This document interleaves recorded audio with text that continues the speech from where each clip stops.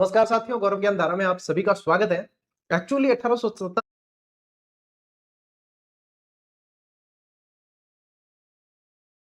की क्रांति की शुरुआत आज होगी। आज मतलब एक्चुअली मतलब अपने क्लासेस के अंदर नोट्स के माध्यम से, क्लास में पढ़ने के माध्यम से इस पुस्तक के अंदर जो सामग्री दे रखी है वो, यानी कि कल जो क्लासेस आई थी वो इसकी पृष्ठभूमि थी पूरी तरीके से। 1857 की क्रांति की पृष्ठभूमि थी। और भाई साहब, कल वाली क्लास में आप लोगों ने जो प्रेम दिया है उसके लिए बहुत बहुत साधुवाद, धन्यवाद। लेकिन कल वाली क्लास जिसने देखी है ना भाई साहब, उससे पूरा क्रम पता चला है कि अच्छा ये चीज हुई थी, इतने दाप चुके थे हम, तब जाके क्रांति करनी पड़ी थी। क्रांति ऐसे ही नहीं होती। क्रांति वह दापण केरी, ठीक है, कि अब तो भाई साहब ठेठ अटे तक दाब दो, गलत तक दाब दो, जन पे है क्रांति। और कितने परेशान हुए, राजस्थान कितना परेशान हुआ। सबसे पहले मुगलों से परेशान हुआ, फिर मुगलों के बाद में फिर मराठे आ गए, मराठों से परेशान हुआ, मराठों से बचने के लिए अंग्रेजों से सहायता ली तो अंग्रेजों से परेशान हुआ। फिर अंग्रेजों को भैया दाब के जो गया 1857 की क्रांति करनी पड़ी। और उसके भी लगभग 90 साल बाद में जो है आजादी मिली है। 1947 में आजाद हुआ है, 1857 की क्रांति के बाद भी हमारा देश, ठीक है। लेकिन वहां पे अंग्रेज ये जान चुके थे 1857 की क्रांति में, भाई साहब ए भारतीय ए धार लियो जी टाइम बोरिया बिस्तर लेन अपन कदी भी रवाने होना पड़ सके। उसके बाद में अंग्रेजों ने काफी सारी नीतियां चेंज की है। तो आज स्पेशली अपन 1857 की क्रांति पढ़ने वाले हैं, ठीक है। अब इसमें साथियों कुछ चीजें जो है वो ध्यान रखेंगे आप, कि जैसे 1857 की अपन क्या पढ़ रहे हैं, क्रांति, ठीक है। देखो कुछ चीजें आप लोग पहले से ध्यान रख लें, ठीक है। इसमें क्या ध्यान रखोगे कि इस समय जो है ब्रिटेन में क्या होती थी, रानी होती थी, ठीक है। तो ब्रिटेन की रानी इस समय कौन थी वो ध्यान रखनी है। रानी थी विक्टोरिया। रानी कौन थी, एक तो मैं पेन चेंज करना भूल जाता हूं, विक्टोरिया थी, ठीक है। और प्रधानमंत्री भी याद रखें ब्रिटेन का, ठीक है। कहां का, ब्रिटेन का। ब्रिटेन के पीएम इस समय कौन थे, ये थोड़ी सी बेसिक जानकारी जो 9th की किताब में नहीं भी दे रखी, लेकिन आपको ध्यान रखनी है। तो ये थे लॉर्ड परमिस्टर, ठीक है, ये ध्यान रखेंगे। अब और चीज कि यहाँ पे जो है अपने भारत में गवर्नर जनरल कौन था, भारत के अंदर, भारत में, ये भी चीज पूछी जाती है।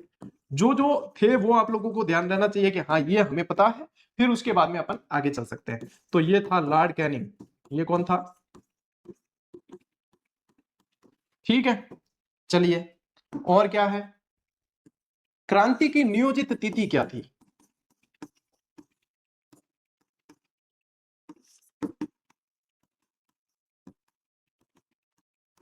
नियोजित तिथि क्या थी, कि इस समय अपने को क्रांति करनी है, ये तिथि क्या थी। तो ये जो तय की गई थी वो की गई थी 31 मई 1857। 31 मई 1857 तय की गई थी। लेकिन परिस्थितियां कुछ ऐसी बनी कि पूर्व इससे पहले ही जो है क्रांति शुरू हो चुकी थी। तो क्रांति की शुरुआत कब हुई, क्रांति की शुरुआत कब हुई, शुरुआत होती है मेरठ से, ठीक है। और हो गई थी 10 मई को, 10 मई 1857, ठीक टावरों। इनके अलावा क्या ध्यान रखो कि राजस्थान में क्रांति की शुरुआत कब हुई, राजस्थान में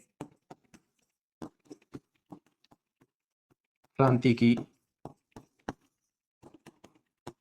शुरुआत, राजस्थान में क्रांति की शुरुआत हुई है 28 मई को। कब हुई है, 28 मई 1857। और कौन सी छावनी से पूछे तो नसीराबाद की छावनी, कौन सी छावनी, नसीराबाद छावनी से, ठीक है। अब ये नसीराबाद की जो छावनी थी ये सबसे शक्तिशाली छावनी थी। यहाँ पे गोला बारूद वगैरह हथियार वगैरह बहुत ज्यादा सब एकदम सक्षम था ये। तो नसीराबाद की छावनी से ये शुरुआत हो जाती है, ठीक है। इस समय जो है आप लोग ये भी ध्यान रखें कि राजस्थान के अंदर इस समय जो है 6 छावनियां थी। कितनी छावनियां थी, 6 छावनियां थी, ठीक है। राजस्थान में इस समय कितनी छावनियां थी ये भी पूछते हैं, 6 छावनियां थी। जिसमें से आप लोगों को ध्यान रखना है एक तो ब्यावर और एक खेरवाड़ा। क्रांतिकारियों का साथ नहीं दिया,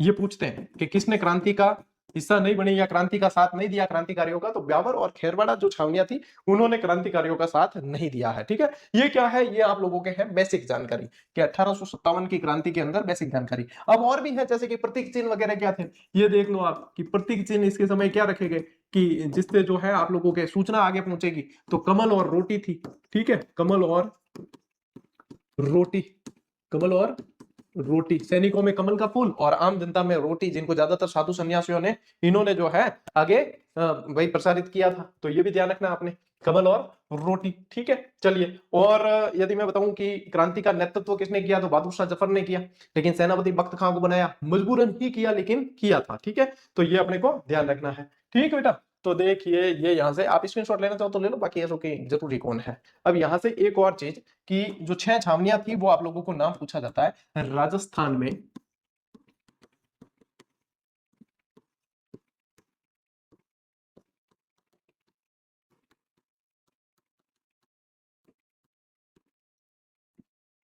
6 छावनियां। ठीक है, इसकी एक बहुत शानदार ट्रिक है। एक फोन आ रहा है अर्जेंट, मुझे लेना पड़ेगा। हेलो, हेलो, हेलो, नमस्ते, नमस्ते।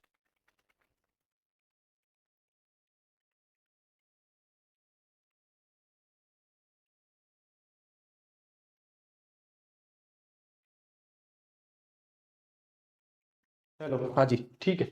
चलिए, 6 छावनियां थी जो आप लोगों को ध्यान रखना है। इसकी एक बहुत शानदार ट्रिक है, ए नन्नी ब्याह, ए नन्नी ब्याह देखण चली, ए नन्नी ब्याह देखण चली।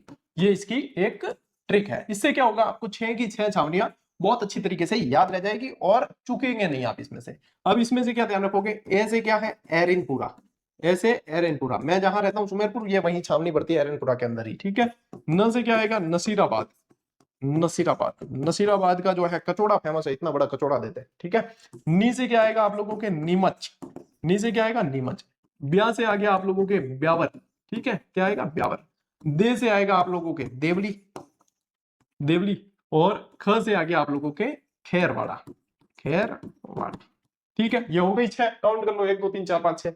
तो ये तरीका है कि किस तरीके से छावनियों को याद रखा जा सकता है, और मैंने बेसिक से शुरुआत की है। अब स्लाइड्स पे तो अपन अब चलेंगे कि अब आप लोगों की क्या क्या स्लाइड्स दे रखी है। ठीक है, अब स्लाइड्स पे चलने से पहले कल अपनी जो है 2 स्लाइड्स बाकी रह गई थी, मिसिंग थी, जो फिर मैंने वापस मैं क्या क्लास होने के बाद में फिर से चेक करता हूं कि हाँ कंप्लीट सब कुछ व्यवस्थित हुआ या नहीं।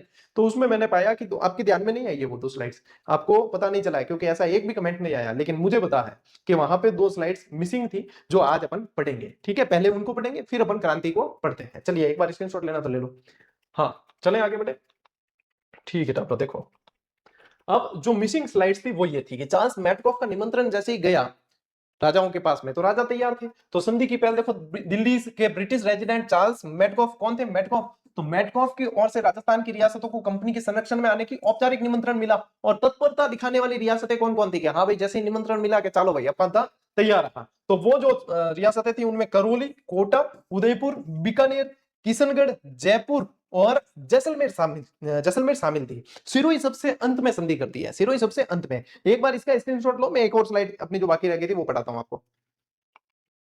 देखो, सिरोही राज्य राजस्थान की सभी रियासतों में सबसे अंत में 1823 में सिरोही राज्य ने ब्रिटिश ईस्ट इंडिया कंपनी के साथ में संधि पर हस्ताक्षर किया है। ठीक है, ये ध्यान रखना है। और देखिए, 1817 से 1947 तक का ब्रिटिश आधिपत्य कालखंड का प्रभाव।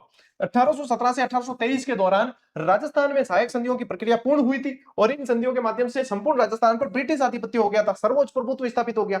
राजस्थान पर स्थापित हुआ ये ब्रिटिश नियंत्रण जो था, भारत की आजादी यानी 1947 तक, स्वतंत्रता प्राप्ति तक बिना किसी रुकावट के ऐसे का ऐसे बना रहा था। यानी यहाँ पे ये जो संधियां हो गई थी 1823 तक जो संधियां हुई थी, वो वाली संधियां 1947 तक प्रभुत्व इनका मतलब रहा था। तो ये चीज अपने कल मिसिंग रह गई थी, जो अपने को पढ़नी थी, इस किताब में दे रखी है। ठीक है, तो ये अपन ने आज कंप्लीट पढ़ ली। अब अपन 1857 की क्रांति को नोट मेकिंग पैटर्न पे पढ़ लेते हैं।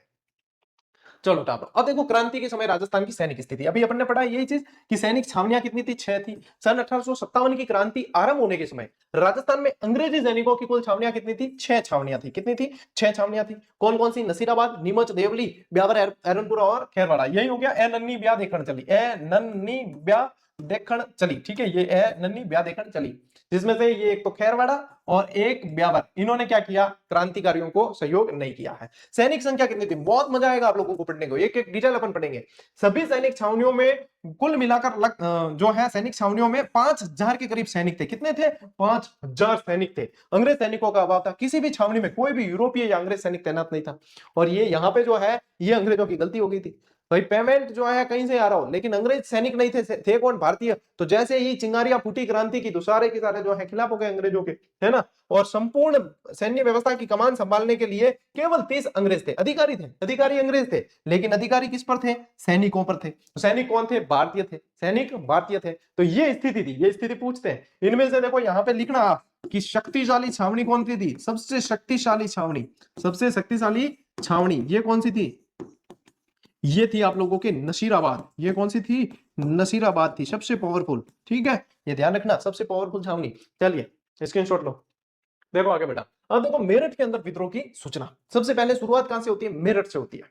देखो क्रांति फूटने का जो कारण था, कारण ऐसे बहुत सारे थे क्रांति के, लेकिन प्रस्फोट जहां से हुआ वो था चर्बी वाले कारतूस। ठीक है, चर्बी वाले कारतूस। जो एनफील्ड राइफल है काम में ली गई, उसके अंदर जो बारूद भरते थे, वो जो उसका खोल काटते थे उससे चर्बी निकलती थी, एक मतलब चिपचिपा पदार्थ निकलता था। जो चर्बी वाले कारतूस थे उससे जो है वहां पे ये एकदम से विरोध हुआ था। अब मेरठ में क्रांति कब हुई है? 10 मई 1857। मैंने पहले ही बता दिया आपको। इसकी सूचना जैसे ही राजस्थान के एजीजी को हुई। अब एजीजी क्या होता था? Agent to governor general. देखो यहां लिखा हुआ है एजीजी क्या होता था? Agent to governor general. ये आपको ध्यान रखना है। अब यहां पे जैसे कि एजेंट टू गवर्नर जनरल अपने यहाँ पे कौन था? लॉर्ड पैट्रिक लॉरेंस था। कौन था? Patrick Lawrence. ठीक है, अपने यहाँ पे कौन था?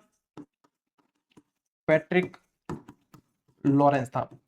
तो ये कौन था? ये एजीजी था अपने यहाँ पे। ठीक है, एजीजी का कार्यालय अपने राजस्थान के अंदर 1832 में स्थापित हुआ है, लेकिन 1845 में इसका मुख्यावास जो है, जैसे कि गर्मी ज्यादा पड़ती थी अपने यहाँ, तो मुख्यावास जो है इसका माउंट आबू भी शिफ्ट किया गया था। कुछ समय जो है अजमेर, कुछ समय माउंट आबू, इस तरीके से एजीजी का कार्यालय भी शिफ्ट हुआ। तो कभी यहाँ काम चलता था, कभी वहां काम चलता था। गर्मियों में जो है हिल स्टेशन चले जाते थे कि ठंडक रहती थी तो वहां काम करते, बाकी यहाँ। तो ये पैट्रिक लॉरेंस था। अब इस एजीजी को जैसे तुरंत सूचना प्राप्त हुई है, देखो यहाँ पे जो है इसको टेलीग्राम आ गया है, सूचना प्राप्त हो गई, ये बैठा है पैट्रिक लॉरेंस। ठीक है, यहाँ चित्र मत भी ध्यान रखे थे। देखो एजीजी ने राजस्थान की सभी देशी रियासतों के राजाओं को आवश्यक निर्देश भेजे। अब एजीजी का काम क्या होगा? जैसे ही इसको जो है गवर्नर जनरल एजेंट है, ये किसका एजेंट है? गवर्नर जनरल का। जैसे लॉर्ड कैनिंग बैठा है सेंट्रल में, वो सभी जगह जो एजीजी होंगे, अलग अलग जगह सभी राज्यों के अंदर एजीजी बना रखे थे, उनको सूचना भेजेंगे कि ऐसी ऐसी बात हो गई है। तो एजीजी क्या करेगा? अपने जो अधीनस्थ जिनसे संध्याएं की थी, जो शासक है, उनको अलर्ट करेगा कि आपके कोई भी सैनिक बगावत नहीं करनी चाहिए। ठीक है, सभी को कहना कि व्यवस्थित तरीके से रहे। तो जैसे ही एजीजी को सूचना प्राप्त हुई, वे इसने क्या किया? इसने सूचना राजाओं को आवश्यक निर्देश दिए कि वे क्रांतिकारियों को अपने राज्य की सीमाओं में बिल्कुल नहीं घुसने देंगे। कि मेरठ में क्रांति हुई है, लेकिन उनका साथ कोई नहीं देगा, राजाओं को ये कहा अपने सीमा के अंदर घुसने नहीं देना। जो भी व्यक्ति ब्रिटिश सत्ता का विरोध या विद्रोह करे, उसका पूरी कठोरतापूर्वक दमन करे। ये निर्देश किसने दे दिए? एजीजी ने दे दिया। ठीक है, एजीजी निर्देश दिया है। अब देखो क्रांति देर शुरुआत है, अब आप पूरी फिल्म पढ़ना। ठीक है, ले स्क्रीनशॉट।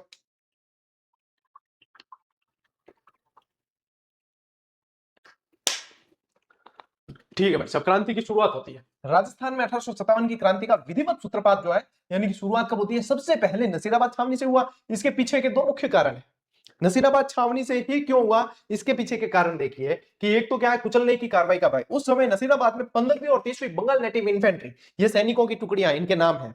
ये पूछा गया है कई बार कि कौन सी सैनिक टुकड़ियों ने विद्रोह किया, सबसे पहले कौन सी सैनिक टुकड़ी के सैनिकों ने विद्रोह किया, ये सारी जो है चीजें पूछी हुई है। तो यहाँ पे तैनात कौन थे? देखो 15वीं और 30वीं बंगाल नेटिव इन्फेंट्री थी। ठीक है, भारतीय तोपखाने के सैनिक टुकड़ी थी, और पहली यानी फर्स्ट बंबई लांसर्स के सैनिक थे। इसको क्या बोलते हैं? पहली बंबई लांसर्स लिखा है, इसको बोलते हैं फर्स्ट बंबई लांसर्स, इनके सैनिक थे।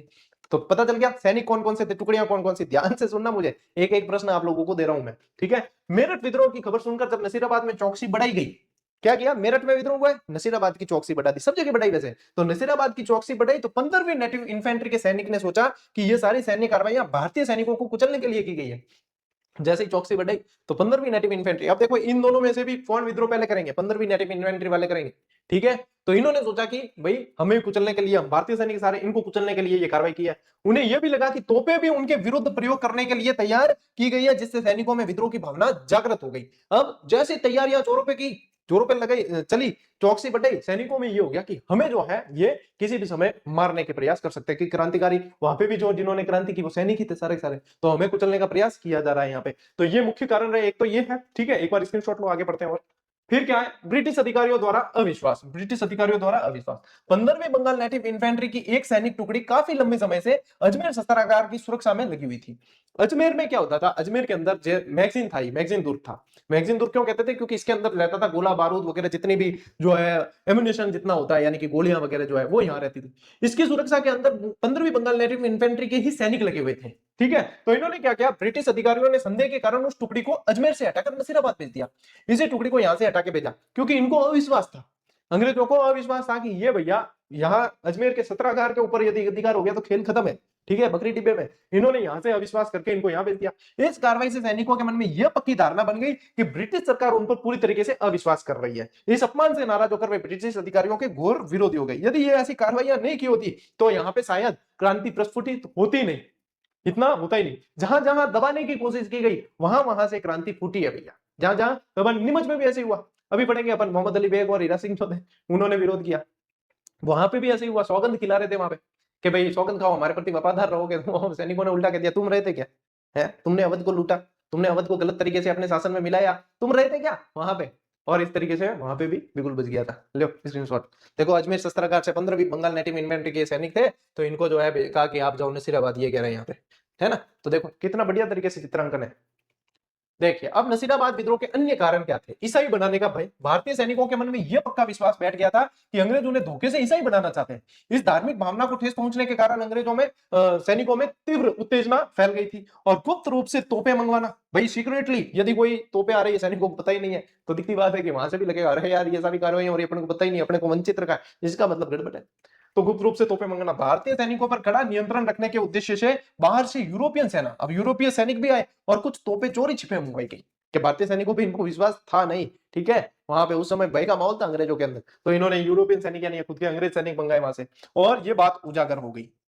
इस तथ्य को प्रारंभ में पूरी तरह गुप्त रखा गया, लेकिन बाद में जब यह बात सैनिकों के सामने प्रकट हुई तो सेना में भारी असंतोष और उत्तेजना फैल गई थी। यही कारण था कि यहाँ पे, और अन्य कारण यदि नसीराबाद की छावनी के पूछते हैं तो देखो अपन पूरा सीक्वेंस के तौर पे चलेंगे, आपको ऐसा लगेगा कि अपन कोई मूवी देख रहे हैं।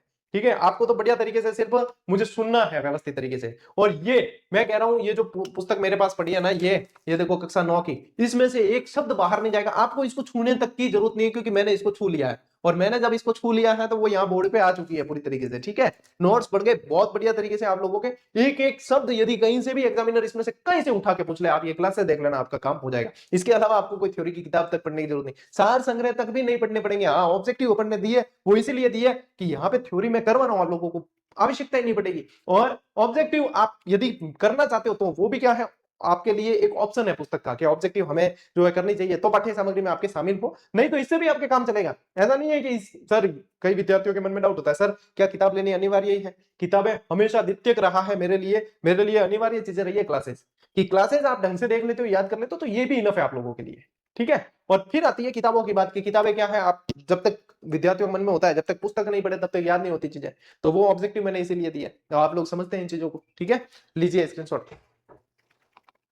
चलिए नसीराबाद छावनी में विद्रोह की घटना और दिल्ली प्रस्थान को देखते हैं। विद्रोह का विस्फोट हुआ है कब, 28 मई 1857। यही वो समय है जब क्रांति जो है शुरुआत हो चुकी थी। क्रांति की क्या हो गई, यहां से राजस्थान में शुरुआत हो गई। अब क्या हुआ, देखिए 28 मई 1857 को नसीराबाद की छावनी में विस्फोट हुआ, तो खाने पर कब्जा किया सबसे पहले। इस दिन 15वीं बटालियन नेटिव इन्फेंट्री ने, अब देखो ये प्रश्न है आप लोगों के, यहां से मोस्ट इंपॉर्टेंट है, सबसे पहले विद्रोह किसने किया, 15वीं नेटिव इन्फेंट्री जो थी उसने, उसके भारतीय सैनिकों ने तोपखाने पर पूरी तरीके से अधिकार कर लिया, तोपखाने पे अधिकार कर लिया, देखो भगवा फहरा दिया यहाँ पे। ठीक है, ये कर लिया अधिकार। अब फिर क्या हुआ, तोपखाने पर नियंत्रण होते ही सारी छावनी में भगदड़ मच गई और विद्रोही सैनिकों ने शस्त्रागार यानी मैगजीन को पूरी तरीके से लूट लिया। जो शस्त्रागार था, अंदर एमुनिशन जितना पड़ा था, गोलियां वगैरह, बारूद वगैरह जितना भी, तो वो भी जो है सैनिकों ने अपने कब्जे में ले लिया। तोपखाने पे अधिकार किया, फिर इस पे अधिकार कर लिया। तो ये पहली इनकी जो है कार्रवाई हुई थी। अब फटाफट स्क्रीनशॉट लेना, आप सीक्वेंस में आगे बढ़ेंगे, समय नहीं दूंगा ज्यादा। अब देखो अब क्या किया, ब्रिटिश अधिकारियों पर हमला किया। सैनिकों ने अंग्रेज सैन्य अधिकारियों में मेजर स्पोर्टिस वुड और कर्नल न्यूबरी की हत्या की। दोनों नाम पूछते हैं, स्पोर्टिस वुड और न्यूबरी को कहां पे मारा, नसीराबाद के अंदर। तो स्पोर्टिस वुड और न्यूबरी की हत्या की है। इस हमले में लेफ्टिनेंट लॉक और कप्तान हार्डी गंभीर रूप से घायल हुए थे। ध्यान रखना, घायल कौन हुए, लॉक और हार्डी। ठीक है, हड्डी हड्डी लॉक हो गई, ये कहते हैं कि हड्डी लॉक हो गई, तो वो जो घायल हो गए, हड्डी लॉक हो गई तो घायल हो गए, और ये तो बिल्कुल ही मारे गए। स्पोर्टिस वुड और न्यूबरी को मार दिया। और फिर क्या हुआ, अपनी जान बचाने के लिए बचे हुए अंग्रेज अधिकारी नसीराबाद से भाग गए और उन्होंने ब्यावर में जाकर शरण ली। अब चूंकि मैं आप लोगों को पहले ही बता चुका हूं कि ब्यावर वाले सैनिकों ने क्रांतिकारियों की मदद नहीं की, तो किसकी मदद की, अंग्रेजों की मदद की। तो यहां से जो बच गए थे अंग्रेज अधिकारी, वो कहां चले गए, ब्यावर चले गए। नसीराबाद और ब्यावर पास पास पड़ते हैं, पास ही है, नसीराबाद अजमेर ब्यावर ये सब पास पास है, तो ये वहां चले गए। अब क्या हुआ आगे, क्रांतिकारियों ने चर्च और अंग्रेज अधिकारियों के बंगलों में आग लगा दी तथा सरकारी खजाने की तिजोरियां तोड़कर सारा धन लूट के ले गए। ये भी था, देखो इसमें क्रांति में सबसे मेन चीजें क्या थी, अंग्रेजों को ठोको, खजाना लूटो, ठीक है, जितना धन मिलता है लूटो, शस्त्रागार लूटो, और अपने जो है जितना भी एम्यूनिशन अपन इकट्ठा कर सकते हैं, गोली वगैरह, गोलियां वगैरह, वो सब, ये सब, ठीक है। और अंग्रेज जहां मिले अंग्रेजों को तो मारो। बस ये क्रांति के अंदर ये था कि जहां जहां अंग्रेजों ने सत्ता जमा रखी है, इतने अत्याचार करते थे, नहीं मारे क्या करें। तो फिर वहां से ये चल रहा था। इस भीषण विद्रोह के दौरान विद्रोही सैनिकों ने उन 4 ब्रिटिश अधिकारियों जो मृत या घायल हुए, इनके अलावा अन्य व्यक्ति के रक्त की एक भी बूंद नहीं बहाई थी, ठीक है। निर्दोष को या किसी को भी, अंग्रेज बाकी दूसरों को किसी को कोई हानि नहीं पहुंचाई, जैसे अंग्रेजों के भी महिलाएं बच्चे वगैरह, इनको किसी को कोई नुकसान नहीं पहुंचा। इन 4 ब्रिटिश अधिकारियों को कूटा था, है ना, इनको कूटा था, बाकी कहीं नहीं। लूटपाट की थी, जैसे जो है, क्यों, अपना ही धंधा, वो तो अपना धन ही तो लूट के ले गए अंग्रेज, सोने की चिड़िया कहते थे भारत को। तो अपने ही तो धन सारा लूट के ले गए, और ये अपना ही था, ये कोई उनका नहीं लूटा अपने, ये अपने पे वो कब्जा करके बैठे थे, ये कोई वहां से लेके थोड़ी आए ब्रिटेन से, ये तो अपने पे कब्जा करके बैठे थे। तो सैनिकों ने तो लिया है, क्या हमारा वापस दे, तेरी तो क्या, ले स्क्रीनशॉट। फिर देखिए, अब विप्लवी सैनिक जो थे दिल्ली प्रस्थान करते हैं। अब दिल्ली मार्च, नसीराबाद छावनी को पूरी तरीके से तहस नहस करने के बाद विप्लवी विप्लवी यानी क्रांतिकारी, ठीक है, सैनिकों ने बिना कोई समय गंवाए दिल्ली की ओर प्रस्थान कर लिया। क्यों दिल्ली प्रस्थान किया? क्योंकि सब जने दिल्ली जा रहे थे, दिल्ली से नेतृत्व होगा इसलिए दिल्ली जा रहे थे, ठीक है। अब दिल्ली आगमन 18 जून 1857, क्या बात है, 18 जून 1857, देखो 28 मई को हुई है वहां, 18 जून को क्रांतिकारी सैनिक जो है वो दिल्ली पहुंच गए, वो पहुंच गए दिल्ली। और दिल्ली में डेरा डाले हुए अंग्रेजी पलटन पर इन सैनिकों ने पीछे से जोरदार आक्रमण किया, जिसके परिणाम स्वरूप अंग्रेज सेना पूरी तरीके से परास्त हो गई, हार गई। यानी अंग्रेजी पलटन वहां पे पहले से जो डेरा डाल के बैठी थी दिल्ली के अंदर, ये जो गए भैया जोश के अंदर, इन्होंने जाके उनको भी कूटा है, उनको भी कूटा है। और उसके बाद में क्या किया, इस आक्रमण से अंग्रेज जो सेना थी वो बुरी तरीके से परास्त हो गई थी वहां पे। बढ़िया मजा आएगा आपको क्रांति पढ़ने का, ले स्क्रीनशॉट।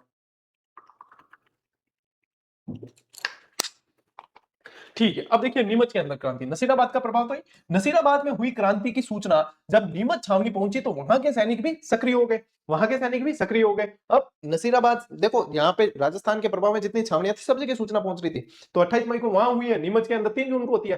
विद्रोह की तिथि नीमच की ध्यान रखना, मोस्ट इंपॉर्टेंट है, 3 जून 1857। कब होती है? 3 जून को। नीमच के सैनिकों ने अंग्रेजों के विरुद्ध विद्रोह कर दिया। अब क्या हुआ प्राथमिक कार्रवाई में? क्रांतिकारियों ने पूरी तरीके से छावनी को अच्छी तरीके से लूटा और उसके बाद उसमें आग लगा दी। ये रहा था बेसिक, इनका रहा था कि लूट लो, उसके बाद में छावनी को, क्यों, छावनी एक तरीके से अंग्रेजों का प्रतीक था, ठीक है, तो इनको आग लगा के तहस नहस कर दिया। अब देखो नीमच में और आगे पढ़ते हैं अपन।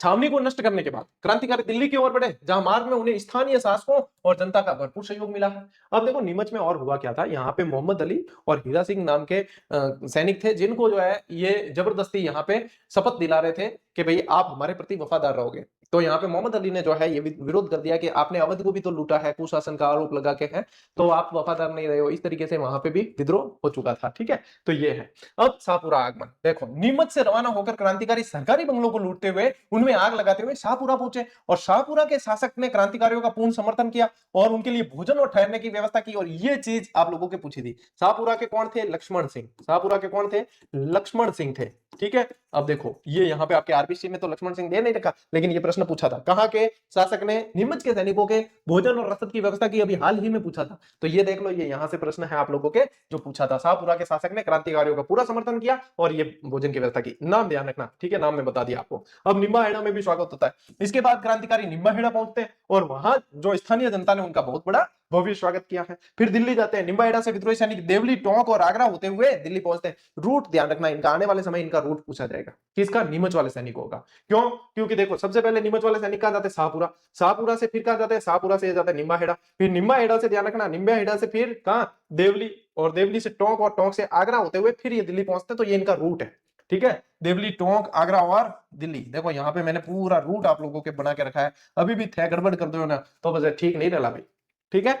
इस पूरे मार्ग में अनेक स्थानों पर आम जनता ने क्रांतिकारियों का उत्साहवर्धन किया और स्वागत किया है। सेना में क्रांतिकारियों की संख्या में भी काफी वृद्धि हो गई थी, जितना लोग चाहते थे उतने सारे के सारे लोग जो है इनके साथ मिल रहे थे, ठीक है। तो यह सैनिकों को मतलब हीरो मान रहे थे उस समय, ये सारा व्यवस्था हो गई थी। चलिए स्क्रीनशॉट लीजिए, आगे बढ़ते हैं। अब अंग्रेजों ने नीमच पे पुनः नियंत्रण कैसे किया, ठीक है। देखो लॉरेंस के निर्देश आए हैं नीमच से क्रांतिकारियों के लिए आगे निकल जाने के बाद। एजीजी जो एजेंट टू गवर्नर जनरल कौन था? जॉर्ज पैट्रिक लॉरेंस ने, इसने स्थिति को संभाला। इसने क्या किया? एजीजी के निर्देश पर कप्तान सावर्स, ये सावर्स कहां था? मेवाड़ के अंदर, ये मेवाड़ का पीए था, ये मेवाड़ का पीए था। पीए समझते हो? पॉलिटिकल एजेंट, ठीक है। इसने, सावर्स ने कोटा, बूंदी और मेवाड़ की संयुक्त राजकीय फौजों को एकत्रित किया। इसमें पूछेंगे कि नीमच पे अधिकार करने में कौन कौन सी फौजें शामिल थी, तो देखो इसमें जो है ये मेवाड़ वाली आ गई, कोटा बूंदी की आ गई, ठीक है। तो ये ध्यान रखना है आपको। 8 जून 1857 को रियासती फौजों की सहायता से कप्तान सावर्स ने 8 जून को नीमच छावनी पर वापस जो है नियंत्रण स्थापित कर लिया। ये पूरी कोई भी चीज पूछी जा सकती है, जहां जहां से मुझे संभावनाएं लग रही है वहां मैं विशेष जोर देके कह रहा हूं आपको कि ये चीजें हैं भाई। ठीक है, चलिए स्क्रीनशॉट ले उठा रहा हूं। देखो अब एरनपुरा और अहुआ की क्रांति। एरनपुरा और, क्योंकि एरनपुरा वाले सैनिक बाद में अहुआ जाते हैं, एरनपुरा के सैनिक जो है वो पूर्विया के नाम से जाने जाते थे। अब देखो मारवाड़ के जागीरदारों की भूमिका, सबसे पहले नेतृत्व और चुनौती। मारवाड़ के जागीरदारों ने अंग्रेजों के विरुद्ध विद्रोह का झंडा उठाया, उन्होंने ब्रिटिश सत्ता को सीधी चुनौती देने का मुख्य काम किया। यहाँ के जागीरदारों यानी सामंतों ने तो ये विरोध किया, लेकिन मारवाड़ के जो शासक थे ना, उन्होंने जो है तखत सिंह ने, उन्होंने विरोध नहीं किया, उन्होंने, उनकी भूमिका थी अंग्रेजों की सहायता वाली। ठीक है, एरनपुरा छावनी में विद्रोह कब होता है, तारीख ध्यान रखना 21 अगस्त 1857 को। कब होता है? 21 अगस्त 1857। विद्रोह की पृष्ठभूमि क्या है? एरनपुरा में जोधपुर की सैनिक टुकड़ी, जो जोधपुर लीजियन के नाम से जानी जाती थी, ये भी पूछते हैं कि यहाँ पे कौन सी सैनिक टुकड़ी थी, जोधपुर लीजियन तैनात थी। इस टुकड़ी को जब नसीराबाद की क्रांति की सूचना मिली तो सैनिकों में आक्रोश फैल गया, और ये भी जोधपुर लीजियन के सैनिक भी माउंट आबू गए हुए थे, माउंट आबू गए हुए थे ये भी, कि वहां पे ट्रेनिंग होती थी, वहां गए हुए थे, वहां सूचना मिली तो वहां से सीधा फिर इनके अंदर जो है ये क्रांति का बीज प्रस्फुटित हुआ है। अब देखिए 21 अगस्त 1857 को एरनपुरा के सैनिकों ने क्रांति का बिगुल बजा दिया। प्राथमिक कार्रवाई क्या किया? रेलवे स्टेशन को पूरी तरीके से लूटा पहले, सबसे पहले रेलवे स्टेशन। अब रेलवे स्टेशन वगैरह, ट्रेन वगैरह किसकी देन है? अंग्रेजों की। तो इनको सबसे पहले इन्होंने जो है रेलवे स्टेशन को लूटा है यहाँ पे। ठीक है, मोतीकाम, तिलकराम, शीतल प्रसाद, ये तीन जो थे यहाँ के मुख्य क्रांतिकारी थे। ठीक है, ये ध्यान रखना। देखिए अब क्या हुआ कि दिल्ली जाते समय जब वे क्रांतिकारी सैनिक पाली पहुंचे तो उनकी मुलाकात अहुआ के ठाकुर से हुई। और अहुआ के ठाकुर कौन थे? खुशहाल सिंह जी। अहुआ के ठाकुर खुशहाल सिंह जी। जा रहे सब दिल्ली थे, तो यहाँ पे ये पाली पहुंचते तो पाली में अहुआ, अहुआ के ठाकुर खुशहाल सिंह जी, जो खुद जोधपुर के एक तरीके से मारवाड़ के जागीरदार थे। ठीक है, लेकिन अंग्रेजों के विरुद्ध थे। अहुआ जो वर्तमान पाली जिले में है, ठाकुर खुशहाल सिंह ने इन विद्रोही सैनिकों को अपनी सेवा में ले लिया और उन्हें संरक्षण दिया है। ठीक है, ठाकुर खुशहाल सिंह मारवाड़ के एक अत्यंत शक्तिशाली और रसूखदार सामंत रहे हैं। ठीक, ठाकुर खुशहाल सिंह ब्रिटिश सत्ता यानी अंग्रेजों और जोधपुर के महाराजा तखत सिंह जो है उन दोनों के दूर विरोधी थे। क्यों विरोधी थे तखत सिंह के? क्यों? तखत सिंह अंग्रेजों के सहयोगी थे, तो ये यहाँ पे इनके विरोधी थे। ठीक है, और अंग्रेजों के तो विरोधी खास तौर पे ये कट्टर थे, मतलब खुशहाल सिंह जी। अब देखो ठाकुर खुशहाल सिंह ने, खुशहाल सिंह के आह्वान पर मेवाड़ और मारवाड़ के कई अन्य सामंत भी अपनी अपनी सेनाएं लेकर उनकी सहायता के लिए अहुआ पहुंचे। ठाकुर खुशहाल सिंह ने कहा कि अपन जो है यहाँ पे एक बनाते बढ़िया रणनीति और अंग्रेजों से लुवा लेते हैं। तो देखो दो ऐसे क्षेत्र हैं राजस्थान के जहां सैनिक छावनियां नहीं होते हुए भी क्रांति के केंद्र बने। कौन कौन से? एक तो अहुआ, ठीक है, एक तो अहुआ तो है ही, और कोटा, अहुआ और कोटा, ये दो क्षेत्र ऐसे थे जो क्रांति के केंद्र रहे, लेकिन यहाँ पे छावनियां नहीं थी। ठीक है, लीजिए स्क्रीनशॉट। देखो भाई साहब, अब आवे आप बिथोड़ा रो युद्ध, बिथोड़ा के दो या बिथोड़ा के दो युद्ध इसमें महत्वपूर्ण है। एक तो बिथोड़ा का युद्ध, एक चेलावास का युद्ध। ठीक है, बिथोड़ा का युद्ध होता है 8 सितंबर को, चेलावास का युद्ध होता है उसके 10 दिन बाद 18 सितंबर को। दोनों की डेटें भी ध्यान रखनी है। ठीक है, अब देखो जोधपुर सेना का प्रस्थान।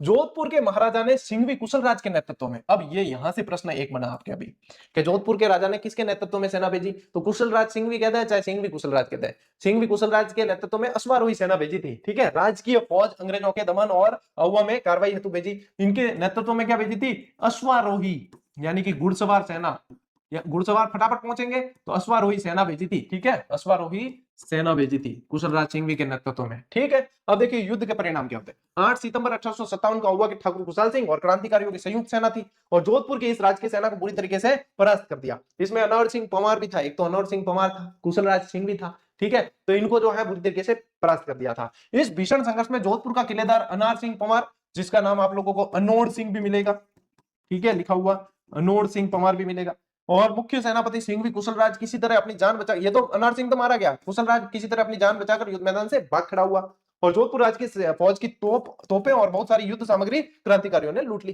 क्या छोड़ के भागे? लेके तो कहां से भागेंगे, ओके खुल को तो छोड़ के भागे, क्रांतिकारियों ने ले लिया।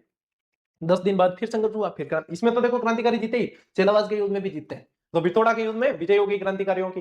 ठीक है, अब देखिए चेलावास का युद्ध यानी अहुआ का दूसरा युद्ध, इसे काले गोरे का युद्ध भी बोलते हैं। इस युद्ध को क्या कहा जाता है? काले गोरे का युद्ध। ठीक है, 18 सितंबर 1857। बिथोड़ा की हार से कुछ समय पश्चात राजस्थान का एजीजी जॉर्ज पैट्रिक लॉरेंस स्वयं एक बड़ी सेना लेकर अहुआ पहुंचा है और एजीजी भी हारेगा भैया, एजीजी खुद भी यहां से हारता है। ठीक है, भीषण संघर्ष होता है। 18 सितंबर 1857 को लॉरेंस की ब्रिटिश सेना और क्रांतिकारियों के बीच जोरदार टक्कर हुई। इस युद्ध में एजीजी लॉरेंस को करारी पराजय का सामना करना पड़ा और ब्रिटिश फौज को परास्त करने के बाद उत्साहित क्रांतिकारी दिल्ली की ओर कूच कर गए। अब तो अपन ने इसको भी हरा दिया। अब देखो कितना जोश होगा उस समय क्रांतिकारियों के अंदर। क्या यहाँ राजस्थान के अंदर मुख्य अंग्रेज अधिकारी कौन था? एजीजी था। एजीजी पैट्रिक लॉरेंस को ही हरा दिया अपन ने। अब पीछे बचा क्या? अब चलो दिल्ली वाले उनको हराएंगे क्या? अब सीधा अपन गवर्नर जनरल को हराएंगे। फुल जोश था। चलो भैया ठीक है, और सभी जो है दिल्ली की ओर कूच कर जाते हैं। ठीक है, अब देखो ब्रिगेडियर होम्स का आक्रमण, तारीख ध्यान रखना 20 जनवरी 1858। 1858 को हुआ है। होम्स का आक्रमण कब हुआ है? 1858 को। बदले की भावना, जॉर्ज लॉरेंस आउवा में हुई अपनी अपमानजनक पराजय को भूला नहीं था। ठाकुर खुसाल सिंह से बदला लेने के लिए ब्रिगेडियर होम्स के नेतृत्व में एक विशाल सेना आउवा भेजी। अब इनका पूरा ध्यान राजस्थान के अंदर कहा था कि आउवा के खुसाल सिंह जी को हराओ भैया, इनको नहीं हराया तो अपन को भारत में ये टिकने नहीं देंगे। तो ब्रिगेडियर होम्स को बुलाया दिल्ली से और बड़ी सेना बुलाई। फिर यहां पे आते हैं, आक्रमण की तिथि कब है? 20 जनवरी 1858। ब्रिगेडियर होम्स ने आउवा पर जोरदार हमला किया और दोनों सेनाओं के बीच भयंकर युद्ध हुआ। इस समय जो है खुसाल सिंह जी की पराजय हुई, लेकिन इससे पहले जो है छठी का दूध याद दिलवा दिया खुसाल सिंह जी ने। ठीक है, लियो स्क्रीनशॉट। अब क्या हुआ? सलूम्बर प्रस्थान करके ठाकुर खुसाल सिंह जी, देखो युद्ध के दौरान विपरीत परिस्थितियां देखकर ठाकुर खुसाल सिंह आउवा के किले को छोड़कर सलूम्बर चले गए। आने वाले समय का ये आपके एक प्रश्न है कि ठाकुर खुसाल सिंह जो है होम्स के आक्रमण के बाद में पहली बार कहां शरण लेते हैं? सलूम्बर जाते हैं।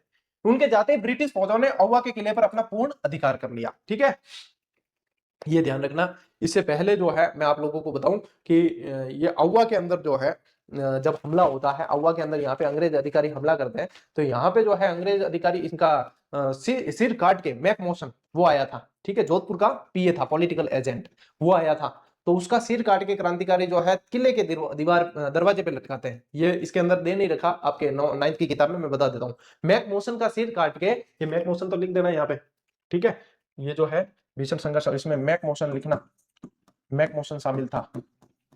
ठीक है, मैक मोशन का सिर काट के, जोधपुर का पॉलिटिकल एजेंट था ये, इसका सिर काट के और किले की दीवार पे लटकाते हैं। आज भी वहां के जब गीत बजते हैं लोकगीत, तो वहां पे ये कहा जाता है कि ढोल बाजे चंग बाजे भले बाजे बाकियो और मार के एजेंट को दरवाजे पे टांकियो। ये जो है अभी भी वहां के गीतों में हुआ में चलता है। तो ये ध्यान रखना है। एक तो यहाँ पे मारा था पॉलिटिकल एजेंट को मार के, और एक जो है वहां कोटा के अंदर उसको मार के पूरे जो है कोटा के अंदर उसका सिर बाले पे डाल के और घुमाया था। ये इतना क्रांतिकारियों के अंदर जोश था उस समय। ठीक है, ये ध्यान रखना। अब देखो ब्रिटिश प्रतिशोध, ब्रिटिश प्रतिशोध और तबाही। अंग्रेजों ने बदले की भावना इतनी उग्र थी कि उन्होंने पूरे आवा गांव को पूरी तरीके से लूटा। अंग्रेज क्या खिसियानी बिल्ली हो गए थे। अब आवा के ऐतिहासिक किले को बारूद से उड़ा दिया। आवा के मंदिरों और देवी देवताओं की मूर्तियों को पूरी तरीके से नष्ट भ्रष्ट किया। वहां के स्थानीय निवासियों पर भयानक और अमानवीय अत्याचार किए। और खुशाल सिंह जी की यहाँ पे इष्ट देवी थी सुगाली माता, जो 10 सिर और 54 हाथ वाली देवी के नाम से जानी जाती थी। क्या नाम था? सुगाली माता। सुगाली माता, इनको जानते हैं 10 सिर और 54 हाथ। ये इनकी इष्ट देवी थी और इनकी आशीर्वाद जो है खुशाल सिंह जी को प्राप्त था, ऐसा बताते हैं। इस मंदिर को भी इन्होंने तोड़ फोड़ की, लूटा और यहां से सुगाली माता की मूर्ति भी लेकर चले गए थे। ठीक है, चलिए आगे बढ़ते हैं। फिर देखिए मेवाड़, ये तो था अव्वा का मतलब संघर्ष। फिर मेवाड़ के अंदर क्या होता है देखिए। मेवाड़ के अंदर जनता में रोष। इस समय मेवाड़ की आम जनता के मन में अंग्रेजों के विरुद्ध अत्यधिक गुस्सा और गहरा रोष था। आम जनता तो विरोधी थी अंग्रेजों की, लेकिन यहाँ के राजा और यहाँ के जो इनकी मतलब सामंत जो थे, उनकी वफादारी थी अंग्रेजों के प्रति, वो अंग्रेजों के समर्थक।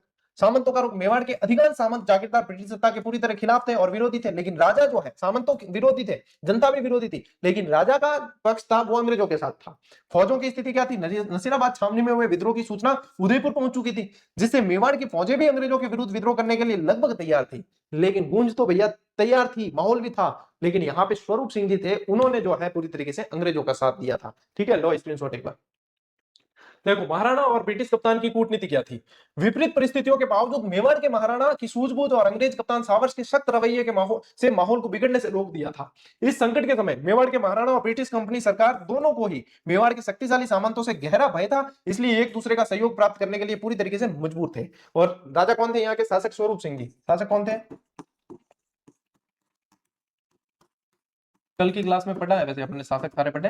स्वरूप सिंह जी थे और पीए कौन था? Political agent major Sawers, major Sawers. ठीक है, ले स्क्रीनशॉट। सामंतों को पत्र लिखा है 27 मई 1857 को। एजीजी के निर्देश पर मेवाड़ के महाराणा स्वरूप सिंह ने अपने सभी सामंतों को एक पत्र भेजा है। पत्र में मुख्य बात क्या थी? महाराणा सामंतों को ब्रिटिश सैनिक कार्रवाई में पूरा सहयोग करने तथा पॉलिटिकल एजेंट कप्तान सावर्स के निर्देशों का कड़ाई से पालन करने के लिए कहा। ये पत्र लिखते हैं कौन? महाराणा लिखते हैं यहाँ के स्वरूप सिंह जी, कि आपको अंग्रेजों का पूरी तरीके से साथ देना है। अब देखो सावर्स की चेतावनी। दूसरी तरफ कप्तान सावर्स ने विद्रोही रुख अपनाने वाले सामंतों को सख्त चेतावनी दी कि जो भी राज्य में शांति व्यवस्था भंग करने की कोशिश करेगा उसे कठोर दंड दिया जाएगा। ठीक है, ये चेतावनी दे दी गई यहाँ पे। फिर देखिए सलूम्बर के रावत केसरी सिंह की चुनौती और विवाद। सलूम्बर के रावत कौन थे? ये प्रश्न भी पूछा हुआ है। एक तो कोठरिया के जोध सिंह याद रखो और सलूम्बर के रावत केसरी सिंह याद रखो। कौन थे? रावत केसरी सिंह। सलूम्बर के रावत केसरी सिंह ने मेवाड़ के महाराणा के संप्रभु अधिकारों को खुली चुनौती दी। 8 दिन का अल्टीमेटम दिया है। उन्होंने चेतावनी दी कि यदि 8 दिनों के भीतर उनकी पारंपरिक अधिकारों की मांगों को स्वीकार नहीं किया गया तो चित्तौड़ की गद्दी पर महाराणा के किसी भी प्रतिद्वंदी को बैठा देंगे। क्या किसी को भी खुली चुनौती दी कि यदि ये मेरी मांगे हैं इनको पूरा नहीं किया तो इस गद्दी पे आपके किसी भी प्रतिद्वंदी को जो है यहाँ पे लाके बिठा दूंगा। ध्यान रखना। कौन? रावत केसरी सिंह। कप्तान सावर्स की जवाबी धमकी देखिए। इस बड़ी चुनौती पर कप्तान सावर्स ने रावत केसरी सिंह को कड़ी धमकी दी कि यदि उन्होंने महाराणा के खिलाफ किसी भी कार्रवाई में हिस्सा लिया तो उन्हें उनकी जागीर से बेदखल कर दिया जाएगा, उन्हें संपूर्ण राजपुताना से हमेशा के लिए निष्कासित यानी देश निकाला दे दिया जाएगा। तो ये देखो धमकियों का दौर चल रहा था, एक दूसरे को डराने का काम चल रहा था उस समय कि ऐसा किया तो ऐसा हो जाएगा, ऐसा किया तो ऐसा हो जाएगा। कितना खतरनाक माहौल बन गया होगा। परिणाम क्या निकला? कप्तान सावर्स की इस कठोर और विनाशकारी नीति के बाद केसरी सिंह शांत हो गए थे। ठीक है, थोड़े से शांत हो गए, लेकिन इनकी पूरी तरीके से जो है साथ और सहानुभूति क्रांतिकारियों के साथ ही। क्रांतिकारियों की देखो कितनी मदद की है। जो अगुआ के ठाकुर कुशाल सिंह भी कहां गए थे? सलूम्बर गए थे। ठीक है, ये ध्यान रखना। ले स्क्रीनशॉट। चलो भाई।